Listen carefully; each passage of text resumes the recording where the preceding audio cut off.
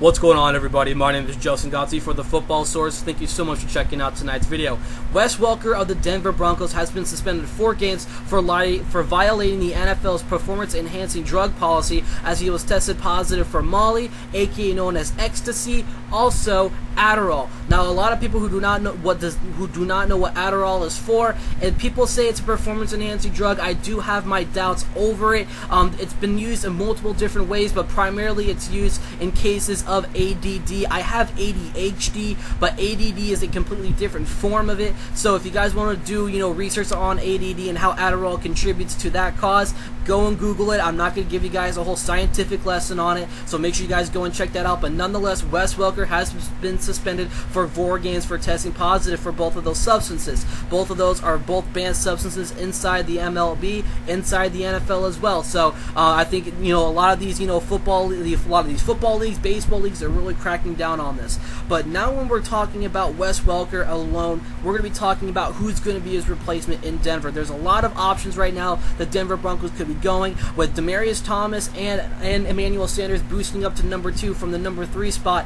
It's going to be, that's already set in stone. But who is going to be that number 3 for the remainder of during the 4-game suspension? It's primarily he's going to be back on week 6 because the Denver Broncos do have a bye week, and that does not account of his suspension. It's bye week during the games that the Denver Broncos play. So he'll be back at week 6, and that's going to be a big problem because let's see how well the Denver Broncos will lead up to that situation. So going into that, who's going to be that guy to really step up and really take over at number 3? The Denver Broncos do have a lot of great options. They have 2 guys that really stand out, but there are a couple of outside options that you guys want to look for. I think the number 1 guy you want to look out for has got to be Andre Caldwell. A lot of people are saying Andre Caldwell. Andre Caldwell is that veteran who has been on the scene for a couple of years now. He has had his times with the Denver Broncos where he has got that clutch situation. He's always got that clutch catch to really extend the, from a 3rd down and 10, he's always gotten that 1st down catch. He's always dependable and complete in game situations. So you could give Andre Caldwell that number 3 hold